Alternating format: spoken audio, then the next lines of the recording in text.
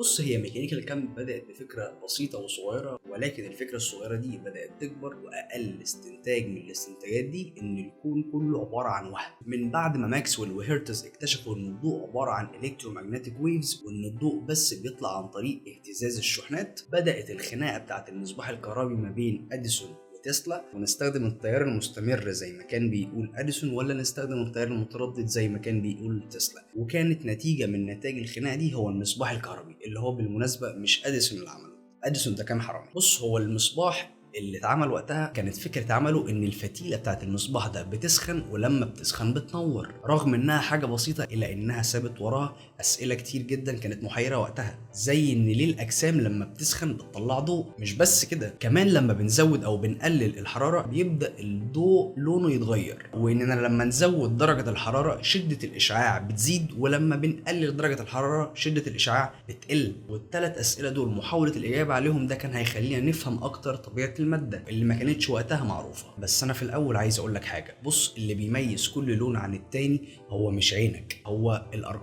الارقام بمعنى ان كل لون من الالوان دي او كل ضوء من الاضواء دي ليه حاجة مميزة واللي اسمها الطول الموجي، وده اللي بيعبر ان الموجة دي كبيرة او صغيرة. يعني لما بنقول الموجة دي او اللون ده طول الموجي كبير، ده معناه ان موجته طويلة، وده طول الموجي قصير، ده معناه ان موجته صغيرة او قصيرة. والموجة الصغيرة ليها تردد كبير، والموجة الكبيرة ليها تردد صغير. ايه موضوع التردد ده؟ التردد هو اللي بيعبر عن عدد الاهتزازات في الثانية الواحدة. يعني لما نقول ان الضوء ده او الموجة دي ترددها كبير او عالي، ده معناه انها بتهتز بشكل اسرع. لورد رايلي كان عارف ان درجة التوهج معتمد على درجة الحرارة، او لون العنصر المتسخن ده معتمد على درجة الحرارة. يعني لما نسخن اكتر فده هيغير الطول الموجي، يعني يغير اللون، ولما نقلل درجة الحرارة ده كمان هيغير اللون. ولكن كمان كانت بتحصل حاجة مع تغير اللون، كل ما بنرفع الحرارة اكتر شدة الاشعاع بتزيد.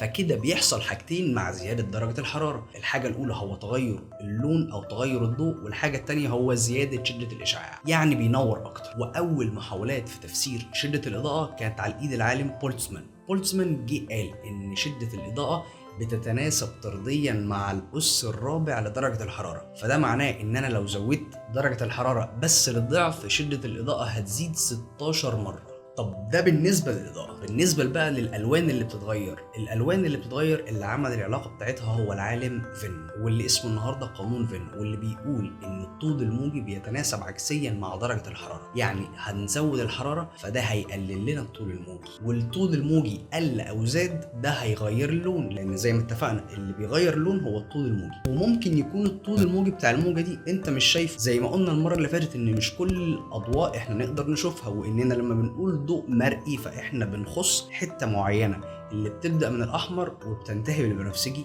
او العكس على حسب انت جاي منين. وكانت كل حاجه تمام وبتتحسب ومفيش اي مشكله. بس لما نيجي نجمع العلاقتين دول في علاقه واحده او في قانون واحد، زي ما عمل لورد رايلي اللي اتكلمنا عليه من شويه، هو وصاحبه جيمس جينز جابوا القانونين دول وحاولوا يحطوه في قانون واحد. القانون كان بيقول احنا لما نرفع درجه الحراره فده بيقلل الطول الموجي وبيزود شده الاشعاع، زي ما اللي قبله قال. هو ما قالش اي حاجه جديده غير بس حاجه واحده، ان الكلام ده هيفضل يحصل الى ما لا نهايه. بمعنى ان انا كل ما ارفع درجه الحراره اكتر، كل ما الطول الموجي هيبدا يقل اكتر وشده الاشعاع تبدا تزيد اكتر، وكل ما الحراره تبقى ازيد كل ما برضه شده الاشعاع معايا يزيد. الكلام ده معناه ان احنا هنبدا نطلع اشعاع لا نهائي. يعني الكلام ده المفروض انه لو صح، انا لو جبت حته حديده وسخنتها هتبدا تسخن، يعني بتطلع لي اشعه تحت الحمراء، وتبدا بعد كده تحمر، بعد كده لونها يتغير يصفر، بعد كده يزرق، بعد كده يبيض. انها تبيض ده معناه ان هي بتطلع لي كل الاطوال الموجيه بتاع الضوء المرئي، لاننا زي ما قلنا ان السبع الوان بتوعنا اللي بنعرف نشوفهم لما بيتحطوا على بعض بيدوني الضوء الابيض. فلما حته الحديده دي تبيض ده معناه ان هي طلعت لي كل الالوان اتحطوا على بعض ادوني الضوء الابيض. فكنا محتاجين جسم اللي بيشعه ده هو اشعاع طالع منه ملوش علاقه بلونه خالص، والجسم الوحيد اللي يقدر يعمل الكلام ده هو الجسم الاسود، البلاك بودي. الجسم الاسود فيه ميزه انه لما بيمتص اشعه بيبدا يمتصها كلها ويرجع يشعها كلها مره تاني، يعني ما بيعكسش اي ضوء. على حسب بقى كلام رايلي وجينز ان انا لما اجيب البلاك بودي ده وابدا اسخنه فالمفروض كل ما اديله حراره اكتر كل ما يديني اشعاع اكتر. الكلام ده بقى ما حصلش، يعني في المعمل لما جينا نعمل التجربه الكلام ده ما طلعش. اللي طلع حاجة تاني خالص، ان انا فعلا لما بزود درجة الحرارة فالطول الموجي معايا بيبدأ يقل، وشدة الاشعاع فعلا بتزيد لحد عند الاطوال الموجية الصغيرة قوي بتبدأ شدة الاشعاع تاني تقترب للصفر. مش انا من شوية قلت لك ان الطول الموجي تتناسب عكسيا مع التردد؟ يعني لما اقول لك طول موجي صغير ده معناه تردد كبير، وده معناه طاقة كمان كبيرة، لان منطقي ان الاجسام اللي بتهتز بشكل اسرع يكون ليها طاقة اكبر. يعني كان المتوقع كيرف يفضل متمدد الى ما لا نهايه، واللي لقيناه في الواقع كيرف برضو تمدد لانترفل او فتره معينه وبعد كده رجع تاني نزل، بس ده عند الترددات العاليه قوي، عند الطاقات الكبيره جدا. الموضوع فضل مطروح وقتها ومحدش عارف اجابه. وفي نفس الوقت ده كان في شاب الماني محتار يدرس الرياضيات او الفيزياء، في ناس درسوا الاثنين عادي. المهم هو فضل محتار يدرس الرياضيات او يدرس الفيزياء، وكان محتار يختار قرار فيهم، فقرر انه يستشير الدكتور بتاعه. الدكتور بتاعه اقترح عليه قال له ادرس الرياضيات، لان الفيزياء خلاص عرفنا فيها كل حاجه من بعد نيوتن وماكسويل، واحنا خلاص ما بقاش في حاجه ما نعرفهاش. نيوتن وماكسويل فسروا تقريبا كل حاجه، ما بقاش في جديد يتقال في الفيزياء. قال له خلاص الفيزياء قفلت قوسها وما بقاش في جديد يكتشف. يعني من الاخر الفيزياء جابت اخرها، يسمع النصيحه ويروح يدرس فيزياء. وده كان ماكس بلانك اللي خد الدكتوراه في الفيزياء في جامعة زيورخ.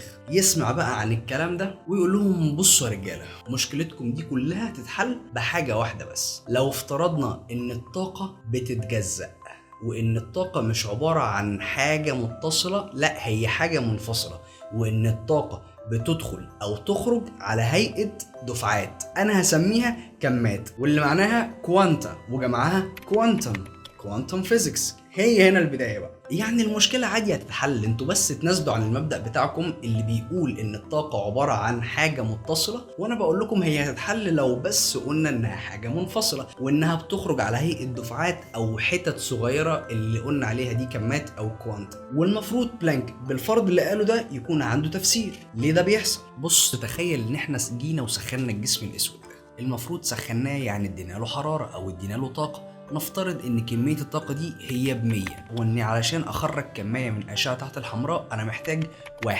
وعلشان اخرج كمية من الضوء المرئي محتاج 10، واني علشان اخرج كمية من الاشعة فوق البنفسجية انا محتاج 50. فممكن انا لو مدخله طاقة 100 فانا هطلع 30. اطلع ايه؟ هيطلع 30 كمية من أشعة تحت الحمراء اللي هي كل واحد فيهم محتاج 1، وهطلع 2 من الضوء المرئي اللي هو كل واحد فيهم محتاج 10، يبقى كده 50. اتبقى 50، هطلع 1 بس من الأشعة فوق البنفسجية، وكده الحسبة تبقى ال100 اللي أنا دخلتهم. طب ما في أشعة تانية بتحتاج 100، دي للأسف مش هتطلع لأنه ما تبقاش حاجة. في مثال بيشرحه براين جرين في كتابه الكون الأنيق، بيقول تخيل أنت وعدد لا نهائي من الناس ساكنين في عمارة، وصاحب العمارة دي عنده تكييف مركزي. علشان يظبط درجة الحرارة مثلا على 20، فهياخد من كل واحد من السكان دول $20. فهو لو هيظبطها على 20 هياخد من كل واحد من العدد لا نهائي دول $20. فكده الراجل هيحصل على عدد لا نهائي من الفلوس. بس في هنا ملاحظتين. الملاحظة الأولى إن الراجل صاحب العمارة مش هيرجع لحد باقي، والملاحظة التانية إن كل واحد من السكان دول معاه فئة واحدة من الفلوس. يعني في واحد معاه فئة $1، واحد تاني معاه ورقة واحدة مثلا $10، وهكذا. فكل واحد من السكان معاه فئة واحدة بس من الفلوس. فصاحب العمارة علشان يظبط درجة الحرارة على 20 هياخد من الشخص اللي معاه $1 هياخد منه 20 ورقة، وهياخد من الشخص اللي معاه $5 4 ورقات، والشخص اللي معاه $10 هياخد منه ورقتين، والشخص اللي معاه ورقة $20 هياخد منه واحدة بس. الشخص اللي معاه بقى ورقة $50 مش هياخد منه حاجة خالص، لأنه المفروض هيرجع له باقي 30، وإحنا قلنا إن صاحب العمارة مش هيرجع لحد باقي، فهو وفر عليه وقال له اللي معاه أزيد من المطلوب ما يدفعش أصلا. ودي بقى كانت نفس الاستراتيجية اللي استخدمها بلانك علشان يشرح البلاك بودي راديشن أو إشعاع الجسم الأسود. قال لك ده بالظبط اللي بيحصل. احتمال أو نسبة الحصول على ورقة